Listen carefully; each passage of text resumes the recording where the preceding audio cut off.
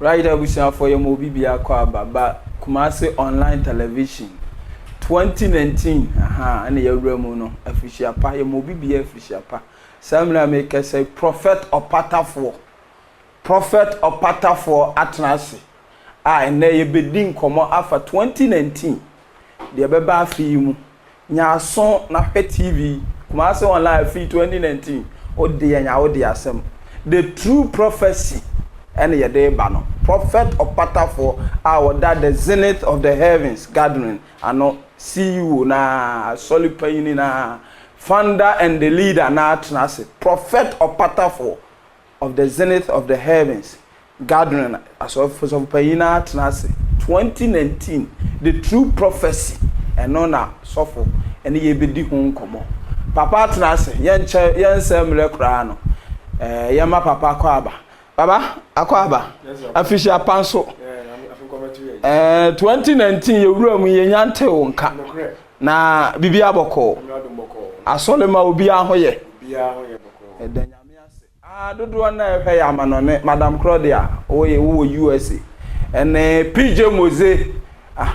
mo ya minimisa ma ya krado mo twend the true prophecy prophet abeka yensa no ho den by 2019 ya wura ma Kumasi online ya dawo ma ya nya prophet what did the true prophecy Brian 2019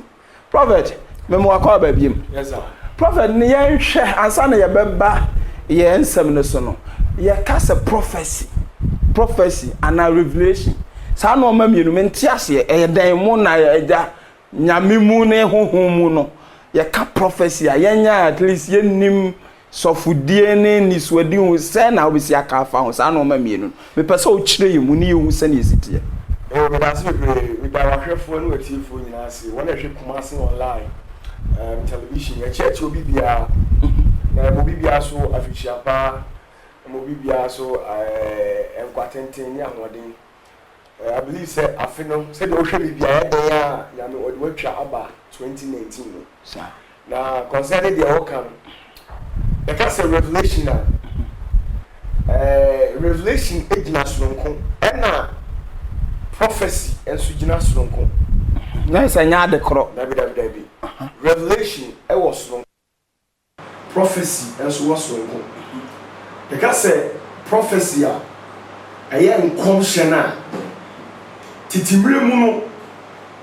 na onyankopon trust a woman nipa na nye high sa it is odi odifo bi be ye adwuma na ne honhom no yeso odi ne honhom sini so to odi ne honhom ne sini so na honhom na hye ne say onko ka asem say ebia sei ene beto wo man no ko deliver me message ebia mpanyimfo a wo man ni mu maybe omu go astray and I said they are going contrary to the rules of engagement into ko putu omu ana ko set omu on the right path now the prophecy no honhom ne de wako what they say. Now here lies the case. By an end time way, Nyankopon enter dealing with prophecy. Why? Because we are so fortunate enough. I'm at this end time, Ewurade shenkom bi what you say onam odifo Joa also ka se bi oso na se mredi ko na wie ya mehwie me honhom agu ohonam nyina so what you say ebi benya visions ebi benya dreams na whatever what you say enti ya promise yen end time we no wa promise yen so what you say enti aduma chede na we mu this end time no and na gift no Nyankopon a bestow upon us we mu dada so what you say enti yen this end time no Nyankopon deal with revelation I can say a decent. So that you say a DNSM yinedi. So it is either through dreams or in a trance or vision and a revelation and but prophecy need the spirit na Nyankopon so man no o siw so and our back no gina on channel was show say kasem say and no nde ho oh okay enti ya no massa no prophecy adie bi asofo bi kura na ohwe so no detail it down Now, all give you say is a prophecy, is a lie. Oh, yeah. Prophecy be anywhere, Baba, wait me at that because prophecy comes unawarely. Yeah. And come Sheba, or conform be anywhere, assuming you say, I come my day. I see so. The Bacho spirit now, all be fasa nipano. Say, oh, Bob, in Kaye. Into Ujina drum crowd was yes, Ujina drum crowd was a spirit in this so, and I will row, and I will be now on chain what shall say this, say that, say this. What do you say? And you are not on yourself, so how can you get this idea of penning whatever the spirit will tell you down? When he now so that is how come Jeremiah was a perfect example, and Ezekiel. They had prophecies, several prophecies from God. And Yankupon catch them say, "Kone question come to you, ko yesi spirit in shower at once." No why? Just say,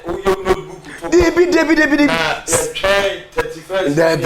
Nipa bia wa yesa ade ni bia no. He's not talking about prophecy, but it's a revelation. Oh, okay. A day and when you ni so ade hunu. Okay. Now say, I don't know more name. Or no name how to post. Say, oh car nefe. But if you don't know how to use the car, that car beba beye ebufuo ene atantande de manipa.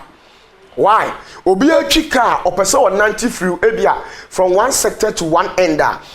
Or you see car no. But here lies the case whereby ya we mount car. Now the car ne bubon crofo twitwi fan crofo so. How do you think people will feel? So the best material and to give to know a crowd. But who name the differences and I wouldn't name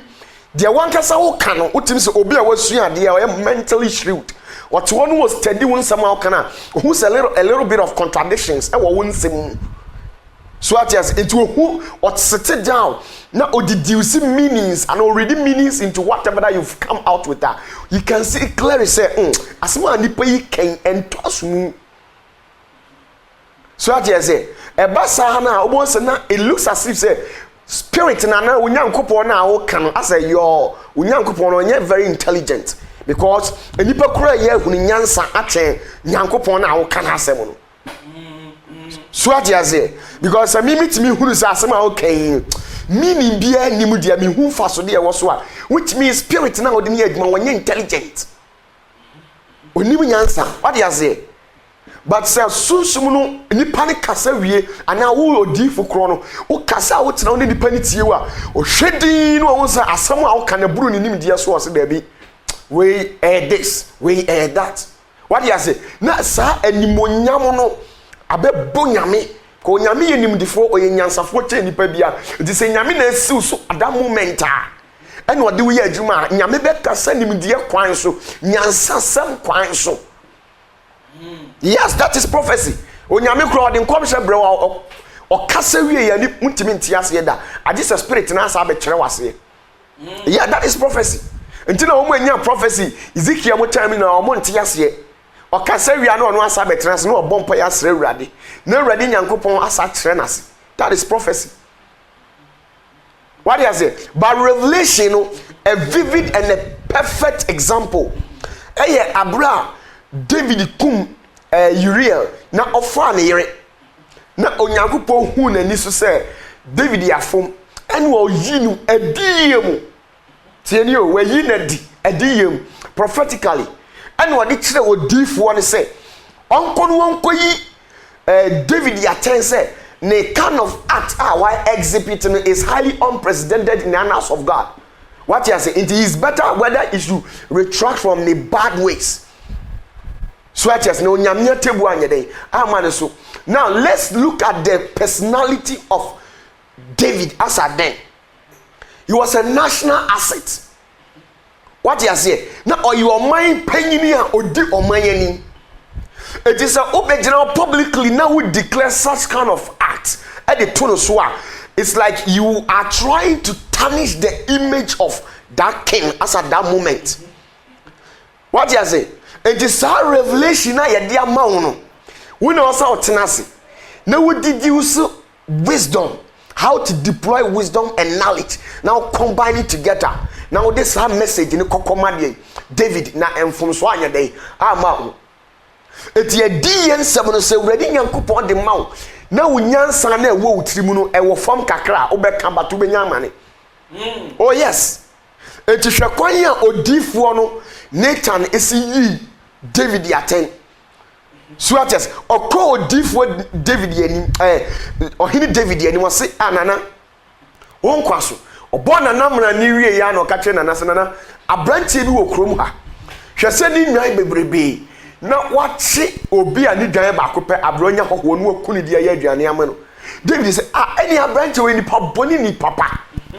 monfa ni mra me no on pattern ni pa na ochi ni dwan no 4 times on quadruple no atiase na on fa many pa no on si hu mpre 9 fa many pa no ko ni pa boni ni odi sa kasa bebuo ni chi David bua no fo no e na odi fo no ka chense na nana mesra me ka mi kwakoto dwuma na ye wo o se dia de ma ye mians uyiri no bebrebe di na otimi kum obi eye Nathan na fa no ne yere ba kope o kan ya na David bua ebu kotodwe na oti ni su o se no krema fom why but so coin no kwagina say I am a prophet. I am powerful and people listen to me and I have influence on the society and whatever without taking the status of David into consideration. Can you mistake am David authoritative me kono. Yes, I was shown command sheni creative. Who shown nyame kura mfiu. Nyame mfiu is out of your own stupidity and and unintelligence. Nyame asoma aseko ama no asem no. Unyansa no etime ye kum. So what Jimmy? Nyame na yi atro but as to how to you see God reveals certain things to people. When Nyame timi yi obi ho adi yensam de kiro. But it's not a prophecy.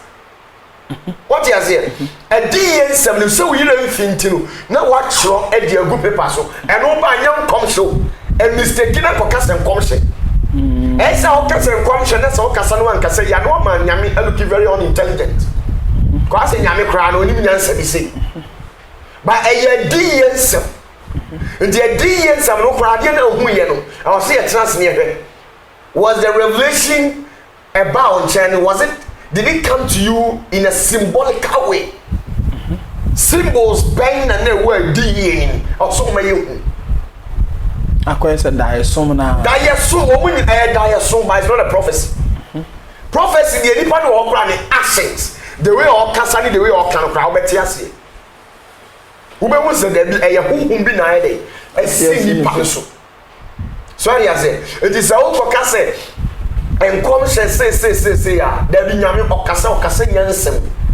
ede nyame onko kasa mfa manso ni musuo nyade emafie na mo wo yi kire wa die mu die a wo na wo se wo deploy wisdom knowledge now the concept there's so kind of one can you there your whole rise here boo come boo and nyame de enkan hwe oh Jeremiah come the same thing or can di yensam de kire military commander bi wan kan ye no bo tumi de ne to afiase oh yeah Jeremiah you obi a no onim sa ne man ho etu read Jeremiah or suffice pay because nyame kan o man ho asam de kire frequently but how to present the case tini ya puno oh yeah ya babu nyame di for ya bu anu ya bu anyame ntoro mfa ntu ba ya wo na wakọ na wakoka makatro say na ebesi no ya wo say looking at it the prophecy and I say revelation na wunya no we have to look at it in some perspective way in a professional ways be how obviously present wasem amani pabeji wenu masemadi na nkoya say I say you possess some kind of demonic spirit be you have some kind of demonic influence be na ni pamba be ti nyame honhom na okasa na say na wati onyankopa di ye ni nani monyam ase what you say it is a di ye bi ba I was say yes we have the content of the prophecy and the content of that revelation and the context there were content and context. Yeah. I will say you're shedding na. A day anymore. So that is, and then comes so bad, you have every right to get that prophecy. Oh yes. Come share. When comes about to me kratasa would judging come share. Oh yes, onyamia my authority any mandate no. Yes. Oh, okay. Sɛ nkɔm sɛ nyame akasa no nyame ka asɛm a yes nyankopɔn ka asɛm a fane sɛ wayɛ bɔne wɔ so obɛkum na nyame wo ho asim so me ba ne maka makoa twe ho firi se anyɛ sa mare tɔ bɛyɛ den ɛbɛba wo so 9 ɛyɛ wo right sɛ wo man sa nkɔm hyɛ na nyame de abrɛ no twam anasa wo bɛma na ba akɔyɛ kokɔbɔ ɛyɛ kokɔbɔ sɛ ne nti na wɔse nkɔm hyɛ ba na bɛhyɛ nipa nkuran ɛba na bɛkyekye nipa rɛ na bɛyi nipa 10 sɛ ɛkɔba sɛ kyinkyina da this is what will happen nobody can do anything about it and then it is no more prophecy it's a revelation ɛyɛ din yɛ wɔ sɛ ba revelation na ɛno deɛ yɛ ni ho asɛm ɛno deɛ yɛ deɛ asie dada ɛna yɛ abɛka ɛsi spiritual nti na yɛsi ɛdi yɛ no ntumi nya ho hwee no you can't do anything you have every right to do something about it but sometimes no ɛyɛ na yɛ out of hand what do you say eduka Revelation 1 verse 1 na ɔsi onyankopɔn ɛyɛ Yesu Kristo ɛdi yɛ nsɛm a ɔde ma John sɛ etwasa yɛ den ɛba na just yɛ ho hwea yɛ den ɛna deɛ yɛaka ɛyɛ di yɛ nyame asɛm a waka sese ɛyɛ di yɛ nti na yɛ yi akyerɛ wɔn no etwasa ɛba yɛ ho hwea ɛnyɛ yie titi sɛ deɛ ɛnɛ yɛ bɛhwɛ afi deɛ bɛba ɛyɛ di yie anyame de ama wo sɛ bɛka kyerɛ Ghana man ɛyɛ specify sɛ ɛyɛ revelation ɛyɛ di yie nsɛm etwasa ɛba ba mɛka bibi so ɔsɛ bi kyerɛ mu ɛma nipa te because you can't just deɛ nti a ɛba that is it. Oh, okay. You have to specify or you have to be specific. And also we're elaborating on certain things for people to get a better understanding of whatever you are saying. Otherwise, or move tell me as something. Going to mean nkadi ye bi nkyerɛ obi. Na nipa no ade akan no anse waka. Abra ye relate me reading meanings. Ye nim ni fariban. Wo se mi mewu. Wo na mewu ni in what essence? You have to look at it in two ways. Is this from God or is it from the powers of darkness? Say ye suma tumfo a I was say enna omudi wo atomi opatafo so a I was say hwe se me ye hu bibi e be ye yi ana me ye hu bibi anya den enye yi na owo na me bewu no kra de nti na me wu what do you say owo na me bewu no kra de nti ena me bewu na se kom hye ba enya kom revelation ne ba adiye ne ba yes I was all finding out the entire abba. Now, tie, Onyankopɔn de di yɛ nsɛm baako, ma odifoɔ Samuel sɛ, ɔnkɔlɔnkɔ kan kyerɛ ɔhene Hezekiel. Tie ni o, sɛ ɔnyɛ ne nsamansie na ɔbɛwu. Ɔkɔka sɛ di yɛ nsɛm no, ɛde maa no. Ɛna ɔhene no so tena ayɛ no ɔse mate, ɛne ɛkɔ. So ate aseɛ. Enti ɔkɔka ɛde kyerɛ no. Ɛhɔ na ɔhene no so dane adi yɛ nsɛm no mba ne bɛyɛ nkɔmhyɛ ɔhene no dane yes why ɔhene no dane asɛm no ma ne bɛyɛ sɛ ɛyɛ kɔkɔbɔ nyame bɔ no kɔkɔ sɛ ɔnyɛ ne nsamanseɛ no wɔbɛwu ɛno nkyerɛ sɛ kyinkyina da ɛwɔ so wɔwu yɛyi de akyerɛ odiifoɔ no so wate aseɛ sɛ wɔnkɔka se ba onyame honhom si ni so wɔ kwan mu hɔ no na ɔhene na dane asɛm no wayɛ fira die mu ɛde abeto nkɔmhye enti yɛahyɛ me nkɔm sɛ bibɛyɛ yie ɛnyɛ kyinkyina da by force sɛ wɔ sɛ woyɛ yie o dabi ewiase obi anu asɛm onyankopɔn bɔɔ no kwase ampanyini obu obi anyansafoɔ enti wokɔ asɛ no sɔfoɔ bi ka kyerɛ sɛ awurade kasa kyerɛ me hu no sunsun fa wonam fam wo nka awurade bɔɔ nipa kɛseɛ na wobɛyɛ yie paa na wo nsɛm sika bi ni Ghana ha washaw de enkom enye by force say was embem what you say wa mo wakunu boss say da wo so say nka wo ye nipa kese but by force entino bitimi friend prophet about for my cross so say onyame de mbeye azuma enso ko tere kora woni bi power say woni boy powerless but a different nyina hye ne nkom ye kunu boss no ba entimi nya den eno no prophecy enkom hye God said there is sewa who are right so twam say beba na ma nemum ekoye di ye di ana adi kan take effect spiritually eno no ne ba honamani na wo dane aya na eden ban kom hye ne de ntina ohine ne dane kom hye ne okolu koto je say rade kai papa ma ye wo kan na me kwatwere so me ko ye ha me ko ye kwakwa adi te so okumi rade hye ne nsam ho kan na say abranti ohini ma mema ne bi nka o ene urade sa ko sini so ede wo hum sini so share no second ko ka kire no which means any revelation bi yeah daily and commission and don't say what some no be kan no ohini ye den adana no so ati say it is me be shaw nkomo a na me ka kire say wo be ye ya he no ntire say e kina wo ye ya mba wo ba sa me kan yes and me say urade say obekumi obatafo a o me wo right say me bu say nyame question dey ntina obekumi dey ma ye na itu obekumi no ka kire de o ka de kire na me de ma pa ho chew so ati say ya chenchena de ya na ebi ha me eno na obi frɛ me wo na ane sofo na 31st nko na adiye ne prophecy na was e ba na okay Martin prophet mama chewa de 31st no obi believe say we are entering into a new year until the war afinimu until the war afinimu no obi aye crowd so opese wo so ati say e di say opese wo hu a eno no senya me be sane asa sa pastor ko na otene nanse no e na be kasa but eno no kro no nyame o man kom sha o generalize no but a day some na ye mo ntina asofo na ehwem ni nyina o medie di say o mo nte voice ye ni su say o kodai no hu ye onya vision ye vision obi e o mo ti say sankom krokra buku ni a enye kom say ye die na so mo na hu present wo na wa hu bibi na wo hu ye no whether say wa nipa na hu sa de so your spiritual apprentice and now your spiritual apprentice how would you know eno kra na me se me ba ho me pese owie we no nyame djuma mu no your rank wo man your ranks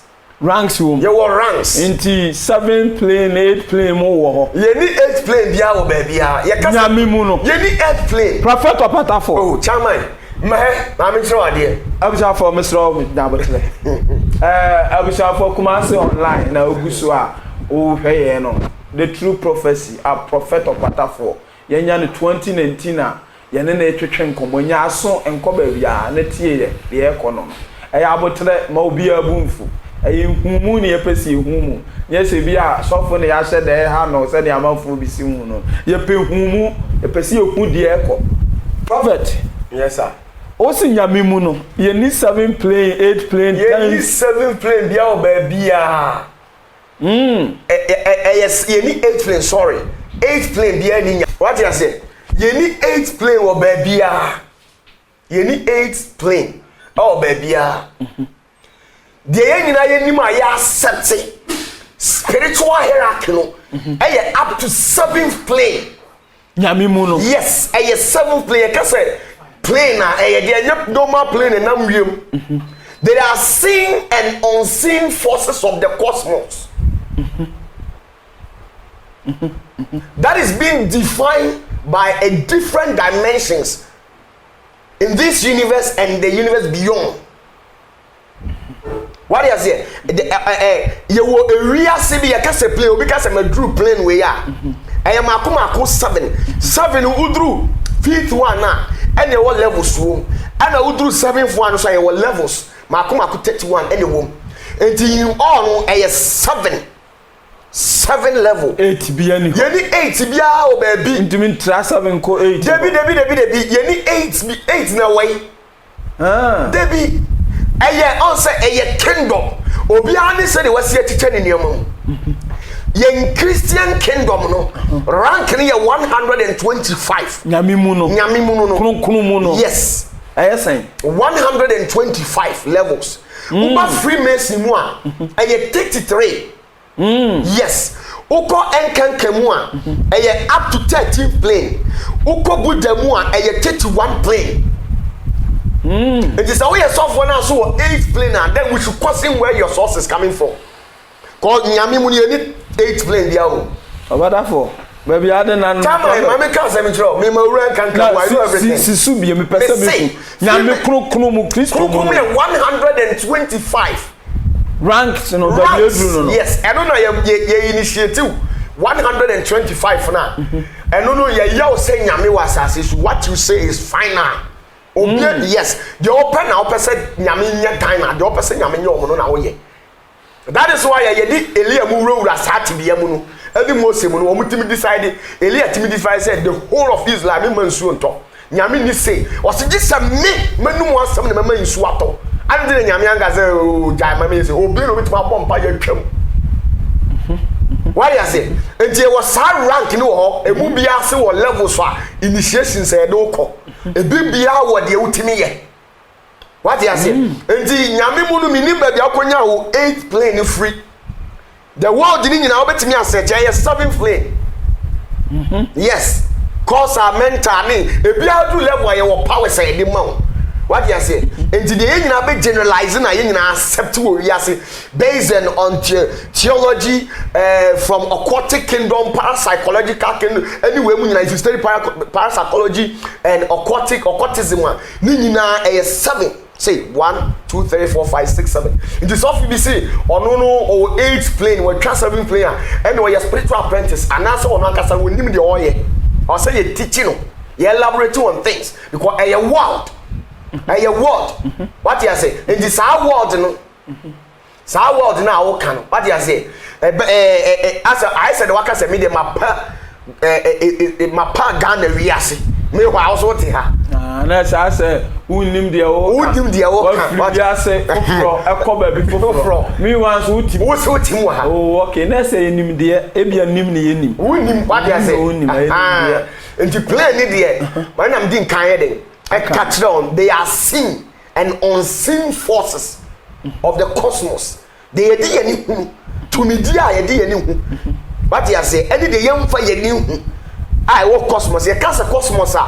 it contains the molecules or the atoms which are pre-hexamera. The cancer be a pre-hexamera. E wo ho ansa na ye bebo wiase. And what transcendental plane and I say e wo ba bi onyame tena nipa bi ntimi fo na ni hu dankro no adekro ewo mu no. So what you say? A pre-hexamera, you will ensure your friend pre-nuclide and your molecules in Katinkitia. Now, a war on my sensu, who shut down your yes to Timuna, and sooner down a kitty massa, a punina, to my yellow sensuanim, and a pre-hexamera sea and a hole. And now, see a warrior seeing a deriving a sauce from. What you say? You are pre-hexamera tree, and country a new honor, dear be a free. And you and yashi, but in Siasa, so and then so in the first, second, third, fourth, fifth, sixth, seventh. Then you see the 7th player at the highest level. I don't know, drew on my own, what the I am presence. That's what directly, what Casado says to me, Nyanku post soon in a tibia room. The Yamina, you know to me, Yaman. Yes, and until Yamissimi because say is right. Most the catcher say, Jai, or to me, 2 Yami for woman with the offer. Call Nyame are equating in authority but not in power. Nyame are all powerful, but he has some captured according to Numbers chapter 12, verse 5, 6, 7 to 8. You know, he has some captured Aaron and Miriam. Or see most of the other thing the moonstone because I'm on them feeling in our standing sa, which means buffalo power testimony Moses. That is why Moses Pia angel trying to salute. All the elemental kingdoms in Nano, Mose Yamani Sutimiti, Mose Kasai was saying Suotino. So what you say? And the Anu rank can now be dry as a 8th land. I also Cornell Sabre because Usa, Unim the Anusa, Undur Badia. Right, I wish you for and I Kumasi online, and when you go to our open and me am say dey na baby ade ma wura na no mu ade papa prophet ye na ye hwe afi na me do ba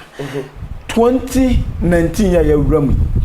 Ghana na ye wo ye de intimi kan America asem intimi kan London asem ekoba se hu be hia se ye be kan ye be me aka but ye hwe 2019 ya wura mu ye hwe ye economy ja akufu ado aban na aba ye hwe ko ba kakakra fa education ho afi ana your health ana your finances ye hwe sunsum fam honam fam no mo na ja mo kasa yitie say na wusi hu no prophet okay you me das on say share code no 2019 sometimes yeah 2019 say year we special year bi ni babia biem and the nyoma bi be see this year na bi nsi year bi babia biem 2019 a special year Yes. Different from 2018 na ejano. Different from 2018. On say yan dey yet spiritual world ho. Yan dey pen yet influence man ba physical. Dem na what dey say. Me ti say wo ne me ka say. Ohu mi fa nipadua ye esi we mu. Ba ohu mi di me fa nipadua yi mu. Dem one wo ka say no. Ono on TV ase we mu. What you say? Say about as a soon from no. Tie ono wo ka say no. Ohu no wo te ne fa nipadua yi mu. Sa. Dem na what you say? Ana won te ase. Wo te ne ana ohu no fa nipadua yi mu. Ba won ti nipa asase so. Ana get this clearly. Yana ye influence spiritual world no man ba physical. De ye be hihye no anadwo e wo sunsun mu no eno na ba physical. Ti sunsun mu no de ye be si sunsun mu no ene pie ko na man ene pie nti se me be se wo e bia mi kunwa e wo se me din kan kunwa na o pese mi di ya da bida me mfa no hye wo tie me se me be se mi kunwa e wo se me din kan kun spiritually me chew kra kun enro ansa na ade a chema amana bam so ati na pese mi di ya sana me pese kan mama na jo o say siwi ya wo wada no either wada we spiritual world dey need anything like ade asan ade ache da bia mo yo operation da bia ye operation at any moment in time but omo lower surface no more first second third plane omo ya restrict omo movement entiama ebi awia na obeye adwuma ebi musoso anadwo na obeye den obeye adwuma so what you say na mom no omo of a higher rank no at any moment in time biaro utimi adwuma na yeyi so what you say ti 2019 enti 2019 no ye hwa emu ediye nsem na anytime ya year bia no tie ne every year bia no se ba code na wo sa wo hwe 20 sa 20 na edi animu e wo quantum physical number which has influence on the four planes of matter eye ensuo eja emframa ne asase no e wo influence wo so numbers ni sa two numbers no 20 no eye angel bi number sa number no enti na se wo ho na si utrim se hwe time wo be hwe na ma me kire wade ya fra bibi angelic number sa angelic number no bofu bi wo wiase bi use code ana wode nam it is sa code na nyankopon de be ma sa bofu no what you say ye was century angel and your month your hours your days your seconds your wunyina angels or more pretty but a code which when yankopon the code be a specific code be a wo meeting me kan code ni dia tro code ni be tro usu ni ban a wo ye yes o bo code na me boy ye be you information ni pa ban a wo ye nyina me hu so what you say et most at times no sa two numbers na di yi and animu ni dia e nyame dia and no Satan and Lucifer ni mu chefa et two numbers na aka na di afinachi no eno na Satan woni die wo e na nyankopon so ye den e woni die wo enti sa 20 no eye code e wo revelation that ya tro dia to say wo be ye sia ye den yes e na wo be ye nyunu susu aye den ye nyunu 20 na se kire no enti na free 2000 e ba nyina no 1990 91 92 sa ba nyina no 1900 ba nyina no sa 19 na edi animu no na wa sekere on say through 2000 pastors we are singing a preaching asasa yes we are singing ko na wiye ntu be yes ya den yes we be you know sa bofo na wo hwe sa number 20 no quantum number e kire se nyame de kire di pass on independent is either say we be di nachi ana say we be di Satan de echi 20 ase kire no enti nipa bi a wota sori a na bofo no e bo kokko se ubenya nyame anum adom a bofo ne wo nenam anopa no pese wo bo kokko a sai nipa ne steady life upeja wani tahu ade a tu wo ebi a utwika utimi sia wo se kai bi number Satam yesusane de di we what you say bo 20 and 2222 sa nipa nyame kyerɛ wo sɛ wonje wondi sesa wadwen angelic code but bebre nim hu ne de wobetimi asɛte angelic number 20 ase ne say obi a onye balanced onim ni gyinabere sɛ owu obekɔ heaven and owu obekɔ hell sɛ ono kura bonsam ana nyame onye balanced 20 angelic code 20 njeba say nyankopɔ bɛ so ɔkyerɛw sɛ ohu standpoint onya fix ehu ye enti wo sɛ ɔno kasa saa de no say 2 series enter pausam wonam form say ɔtɛ hu coins 20 pesos 20 mo some from God angel no no kasa ɔno communicate angelic code but mo nya aware of yourself so what you say and 19 na twa to one ye bibia ekosi say 9 and ye start bibia start say 1 and this year no somewhere woman ehu bebrebe this year and somewhere who bebrebe because unya code bia eye asase ani awie akabo we be adwuma oh the aba no so what you say who start and who end akabo we be adwuma da so what you say and this year so nam say eye 9 nti no enu nti na ama Lucifer wa free transcendental plane wa bada say Lucifer nan kasa na be operate wa asase no so na say yenim say ye na na te da bi Lucifer nti ha ne Lucifer tana bia aha Satan nti ha Satan ye ne wo ha no so what you say Satan nti ha ba ha Lucifer nti ha ti afa na Lucifer afa na this year na Lucifer ye dey AC4 eti wo si form ni temu ehye 2019 eti say yes eti say nyame bie wani obo say Lucifer yes a python what is a python and wakoda ewiase anu nyina na wagogbo afa wiase ne ho and wo bie nanum say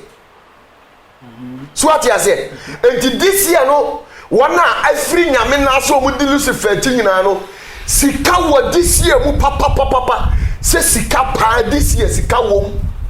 sika wo this year mu ba fi we sika be ba ma wow be shout sika wo this year mu very well prophet opatafo mutie yo mesra mo hya ne so nkom hya ne na eba no prophet opatafo we kra de yan nkom hya di o si sika wo afi mu 2019 sika afi emi ne hia me pa sika afi ne yewura mu so yanko enti Lucifer no so no say onya akwala oye panyini so just enti oye panyini sa no osi form no oye adwuma eye 4 levels and odi wiase beko mpempen so 9 this year yes and Lucifer di wiase beko it is mpempen so 9 the first gate appear from January and the January no obema wiase aye den January ya hu yai this year January obema wiase aye den san na wo big gate no atum on the first week of March so what you say and the January February in there ahopapai ohoba papai kakra March na wa biatum nti wona edwane to Lucifer wona adifo atrofo wona afiri nyame na ase wona agenkawa wona tete won ketema wona ye wenyina Lucifer ebe ma won sika kase ankasa a omudi be didwuma so what you say enti Lucifer enso wo pia the first thing I want to say oje omo anyame honhom omo so moja e say nipa makomako 13 ene wu ma no omo ye asofo ana omo ye enkrofo omo ye nyamdwuma either we a prophet we apostle ana we a teacher ana we a hwan I was say you kun yes ye do kronkrofo we a kronko and some moja na Lucifer be no ansa na watimi aye adwuma that is why this year in favor pastors yes I was we a prophet we a prophet asofo omewu a omo agidin prophet opatafo wo si afi we 13 ana obeje utwam enye yie afi ko na we na prophet out 3 so we ye titiri wo ye kaso obi ye titiri anya ne ka dabi and why na yes and the ebeba in a violent way na ye wu fa Dabi say oh say Lucifer no opia we pie no the 7 demons ni nyina pie and the devil can ho and the devil can no so violent very very violent. What you say and the moja na ye de be gisa asofo ni moja and they say ya pata ya man baako aka 12 sofo no baako ko oh I know na ye gie ya mo ma wo baako Assemblies of God ye kum baako no ti ya pata and the aka say aka 12 mu be tete sa stories ne sa this year dey wo mu moja na ye de be gu for man say na Lucifer de sikana ba anti 13 no be kwansa na ya dru match kura Dabi enko but me pa say gate bi obebie bia no obeko yes Dabi gate bi obebie bia no it's like this 3 and ebeko wow enti moja no so omoto adwene no enye prophetic leaders and omo se yenjin furu omo kakra wo omo ho but Roman fathers this year me say they Roman fathers yes Roman fathers Presby mini Methodist ena san sorry no oh sorry na adidi be 40-50 years that's a one man church is in the fund one man church is one can hold but omo no nya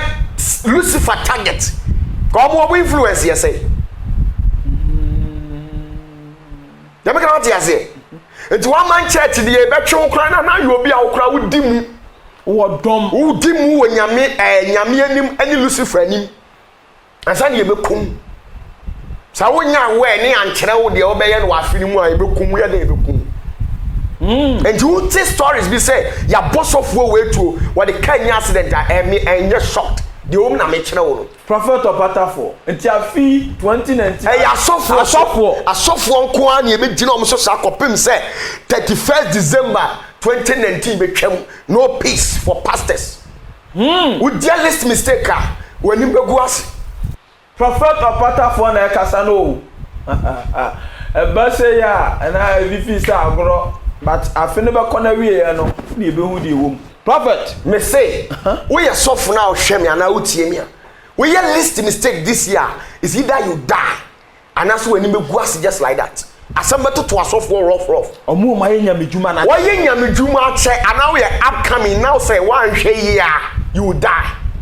eyade a yaka e was spirit world ya ye na ba when your prophecy a revelation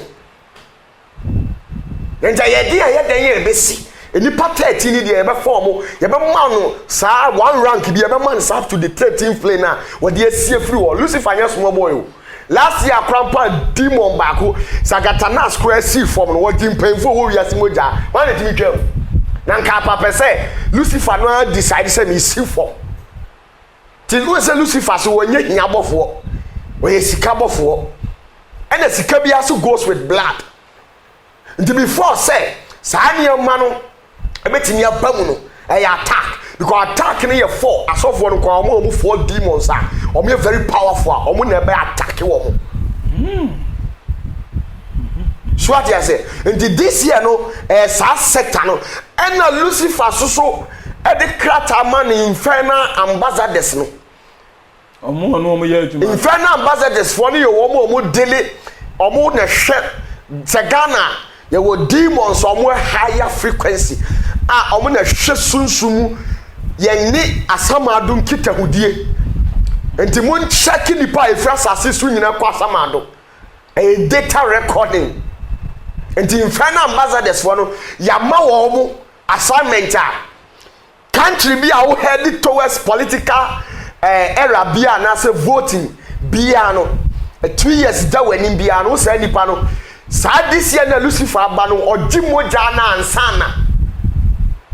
makotuma yansana ye wuram because ye wura amatuo season mu empaibo ye adwuma etaya e break Lucifer nyuma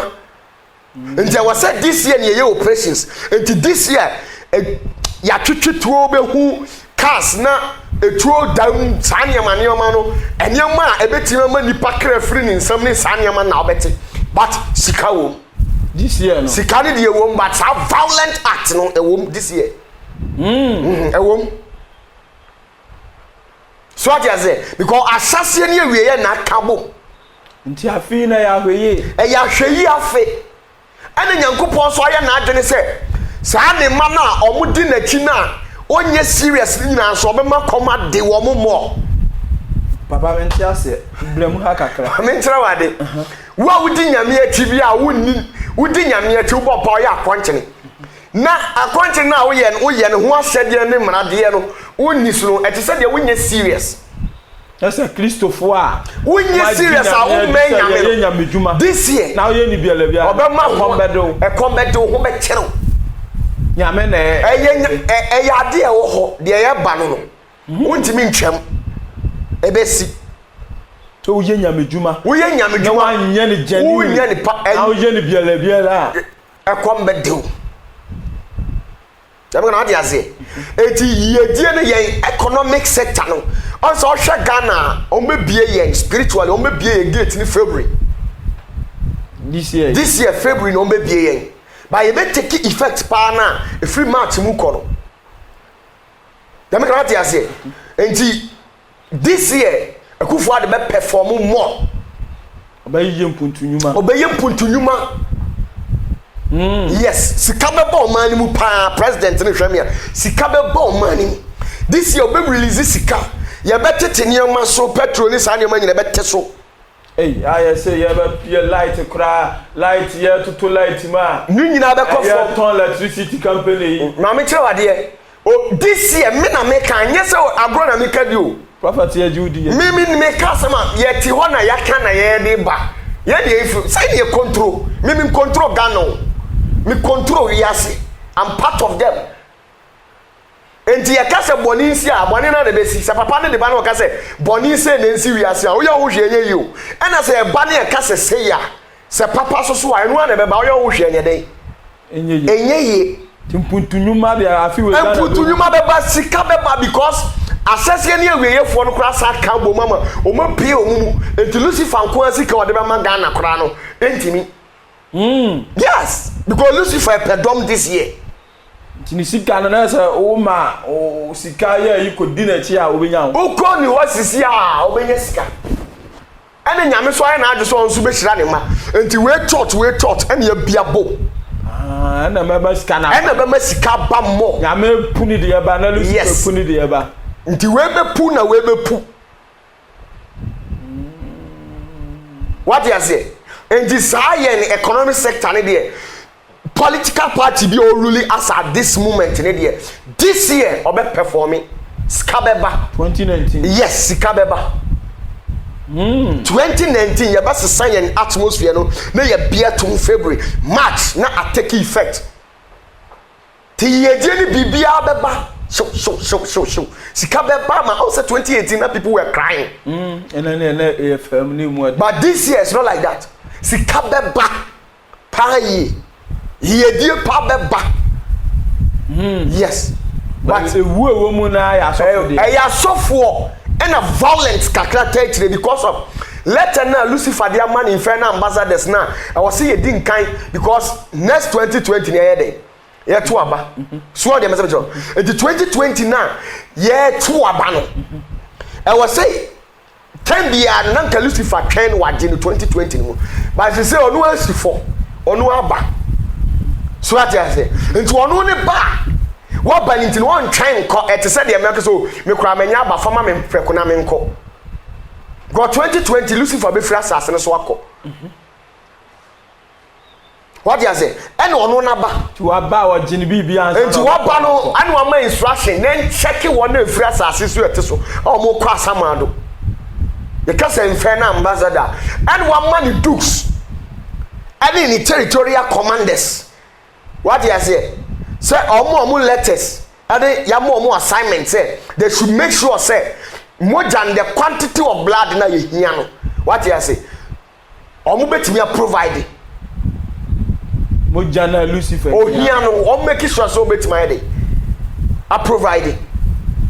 so what you say it meeting a take place spiritually into gangs ya who way dey mentias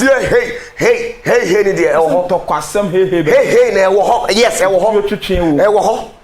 this year yeah e wo ho assassin ne we na kabo the beginning anyway. It is either you end with Lucifer or with God. So what I say, and if I hear the sika and puntunyuma ne de this year, hopa. But this kaba one way so I will just answer. Two things. Who follow nyame a obenya sika, who follow Lucifer so a obema sika. And there are two things. And one I shabbing in this year. So Lucifer in your bow chain or bow chain in the form of snake. Or bow chain in the form of snake. No, and it's ready. Ubenya vision Lucifer what is what bow chain. Ube who or is it that's all about in the mightiness? Ube who python cassia pa and obe who or what where you green kitch web. Unya who's had the pet. Or boko. Yeah, boko is it that say. So open yami what they are. Sometimes you can't force somebody to follow God. Or some of the obia pie day. Aman into me shout say. Tintina da be din yami day. Echinemo no memo ho nyankopon ni tumi ni day. Ne kase ye. Ntina mo se catch no mo no. Di wa wo nyame afa no kogina ha wo awo de. Satan afa no koye de kogina ha. Nti me representing nyame ne de wo open nyame ho ne ye den. Bra to 2019 ye chem eye seal ugina ha me ehu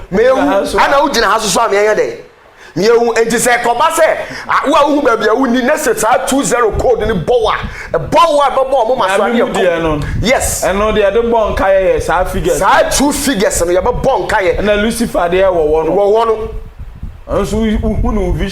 vision mu wo no ta uhunu vision mu a ye bon ka ye either say you join Lucifer or you join nyame ai abusiafo and the Kumasi online she the true prophecy you see a bad shia I feel when anyway see you ujina ha na ujina ha ya de abo media ya me kronkron ma nya me gina me nko benkum bia so Lucifer obenkum hono jiba bi ojira bia ya me na ohu ya mobo na fi ono antwe prophet enti this year no yehu sika beba asofu wuo die biem na aka na this year no so no omo ehwe nsuo so bofo ne beba nti ase papa nsuo so bofo ne ye ono no oba oman mu odi nsuyiri twi ni paso esa afi nsuo ba yes but topa seriously afi yes ebe yira famia miae enframa na mu nyina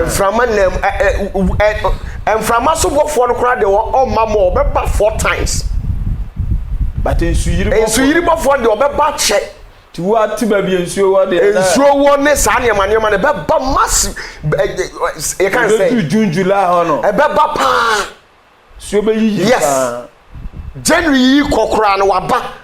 January nsuo nto obie no nsuo to wiase but January nam se sunsum na banti no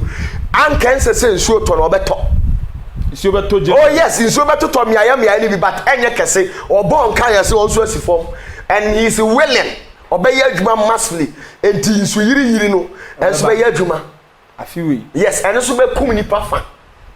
so want to two nyoma yi a de sese nyame ye ne de ono ye den obey den ena ya wo ntie so anwa because nipa ne evil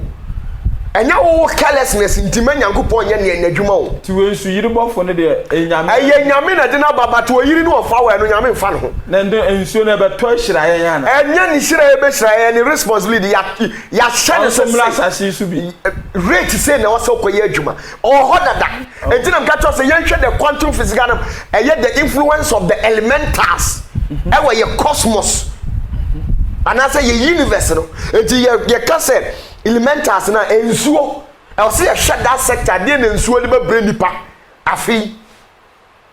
ensuo be topa ensuo be to ma bia yiri ana de na beba so what you say eno wo ho ena eja so bofo no so obeba but ono no obe sane companies kakra ena filling stations so kakra so ka ho jabe tutu yes obe himo kakra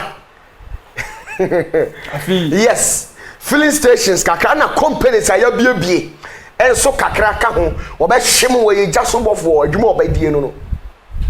Yes. Nsuyiri beba. Nsuyiri beba. Janso ba hye kakra. Janso ba hye wo mo kakra. Companies ni afie to beti. Eja hwe fie we ya say. Eja so bofo no be ye adwuma kakra nto onso be ye sa violent no.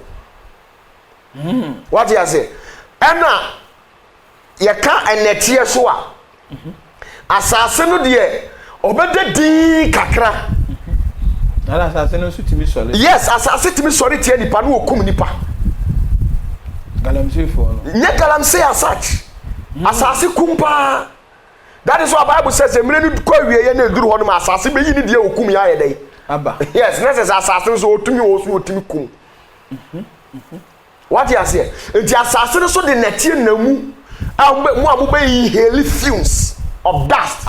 Yes, ebe bie mu lungs mu be kwa na ye say emframa wura mu eye netie. Silicate netie bi wo mu kakra wo be home a fumes bi wo mu abe mo abobobobo wa. Dry seasons no ye be wura ohuni mo. Eye silicate bi wo. They make what you say. I be ba mu be inhale because se Lucifer sani aya na cyanide di nachi. The case cyanide e yemframa poison bi ono so ye tumidi a wo physical but spiritually no so wo ho a ono be pia ono be ni nam e de yare abubu e de yare be ba obo se obo wa na moja boko na timwawu ono so be ye sa adwuma kakra operation no because cyanide be pie cyanide ono so ye poison a ofan onam framam ono so be ye adwuma. Afia ya ke atene de se sika ba we be na de didi akire. Ahwase ne aweye no ya kabo. Nti ya oh de me chord me se de e ko afi we me no special ne mu ode soso. We de ewu didi akire. Oh de ya de ya obewu na de wo no. Damansan kom. What you say? Nti won de ya mansuro boa ho sa mire na ko na ka ku a. Unum so won kwade wo soro. What you say by mistake you ku a man how say we wo. Medie mane house wewu uwu mane house wa ye dey wewu batoto ni o madne na he ba bia wo ye dey oko what you say na this year na mframa no beba but mframa na obeba no obe operate one ensuo no subofo no be kan bom but countries makomako 18 o mu choose ye. Say nya mra ka me bobo ye dey e de kire omo de enframa ne nsuo be ka bom no ma bu krofo fie na ayiri afa ho na what you say that's America fo di nkan omo ye first omo ka ho afi yeah America fo di kra de wo show omo spiritual chart ne kra mpo na nye country nya kra wo wi ase America fo afi nsuo ne enframa be ka bom o discipline omo pa yi na Ghana ye de na eja Ghana ye de eja ne be ye adwuma mframa be ye adwuma nsuo be ye adwuma ese me ensa ne nyina yes asase ne be ye adwuma but se omo mienu ka bom de a eni na ye hu te said here 2 years ago or 3 years ago eja so bofo ne nsuo bofo ka bom omo hye akra no nsuo topa nsuo yes nsuo yiri ba enye normal we debi sa ye mistake eye jani nsuo so bofo enam ne mpimi to kasa enam ga aka 3 days o na amane se asi enam mpini di hu se no Tinya filling station no ye mistake debi eye jani nsuo so bofo nti nsuo topa ba ti jani num da na hwe o me na aka bom de nyame kan obi ntimi ntwem eye ade e be ba life e wo this year ejani nsuo be san ejani nsuo bofo ne de wonya adwuma but ejani be operation which means nye up to that standard no mo kan bom de otimi fa nipa bia 500 at once. Oh, okay. But we now man can bom ne de o be fa 10 15 20 33 bi ti afinti selesi enkola ne de no yira no wa afia no kakra bi but enko akiri what you say enko akiri sa ya na binom so ka asa o ka ho bi enti o ma me kire wade eye hu de woni ne kasa no ebi se woni ne kasa no wo hwa nipadua no timasi hu de woni ne kasa wo hwa de oti hoi physical but de me ne de ono kasa de wo nwene no ono ofri na bae. Oh, okay. Okay. De woni ne kasa wo hwa nipadua se wote wo meboa enti wo hwa akoa ne se ono no ka ho bi da bi ba do no do mi na me no kasa no hwa me fa na mte. Oh, okay. atuwas ah wo hwe nipadua no ote wa kwa no no ote wa na ahwe but de me am no kasa de o ehefa na mete onu ba bia mete so Matias enti obi kasa me ka ho a me nka ho but me de me ye somafo de o ma hyehyɛ no ye ne wo ho kwan se ye twam ye ne onyame no na na musini wa asase so asama me kan wati masi enti ma wa adwene nya o se nipadua no ye den e ka ho nipadua no de on de on ka ho no de o ye wura kwa sa ye hwe ne mu ye de na kasa okọ ye ni asem bia enti so obe susuru so ono no ye bonsam bi oka bone ho ebeba na wa ye mistake what you say etwa se ba etina so kan revelation adi ye nsem no etire ba ko o se Yesu Kristo adi ya onam na bofo so de ma Yohane na etwa se ye den ebam ejimi de eye Yesu Kristo adi ya ode amaya etwa se ebam ane ma beka no so what you say enti se wa huni sa na o ka se mimi so nipadua na o kasa ne ka ho de a which means unim dia wo ka ana ade na wo ye no so unim left and right abusuafo yedamase samre prophet opatafo and the true prophecy for 2019 atudwa no no ya sempa o de wom bia ya tibi de wo hye tu ho anamo no esra Christopher wom ma ogina konkon afi ne ye decide o nti ba bia wo gina no agina hoyi sa wo benkuma agina hoyi ni fa so a no hu se waja benkum ni ma now call into prophet opata for our that the zenith of the heavens gathering and our turning cano prophet ye wie na mu obibi kitwa bi abeka twa me che obibia na de mbezo oti ase ense ti ase tinyame ase so wan tinyame ase o so onto waseda tinyame ase spiritual things na ho sunsun ni o ma na ho e real antro bi anim e real pa enti tinyame ase the ebesi afini mu nyira ya program was spiritual dada emere nti ya twa bi so a ya mfa bebra amma ka ebe hwa ya health sectors any other sectors ni nyina de aka ho but emere nti ya nhwe eno amfa ya de anka ho ba ya cheo economy no de ebesie ene de eba eye di ye nsem atwa se eba afe no eno de me pa cho sofu bi antimi nka se wo twam na wo mbosomi no mu ekoso na ekono ne begusu ni update you edi ye nsem a aduru asasa ye de ebam na general one no de ena ya kire o de asasa eba sika wom but owuo wo mu pa because of sa 1 ne 9 na etwa kire no your research maka kire asasa wo tumi na woni nimdi a tumi na abekum adentia tumi etese yama radio set the responsibility I was say koye ne say o plug ya na o de atie news ana say o de abono but say o plug na o bie ba bia battery side ne wona say o sa de o sa kwhwe na say e shock wa who the use of it and you to me now nim dia e say ya man radio no wa plug o de plug na o wi a o sa de electrical naked wire na touch ni pedua e be shock you and you to me na sofo so me pam chow jai